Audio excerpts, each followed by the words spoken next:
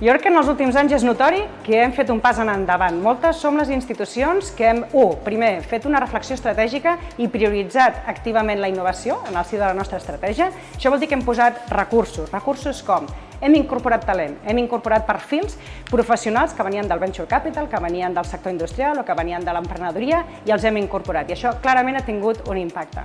Dos, algunes també entitats el que hem fet és flexibilitzar el nostre marc regulatori i ser més competitius, incorporar bones pràctiques internacionals que s'han demostrat d'èxit i les hem incorporat en el dia a dia en el desenvolupament i en els processos d'incubació de dins de la casa. I això ha tingut com a resultat crear noves spin-offs i startups orientades als sistemes de salut i en el mercat.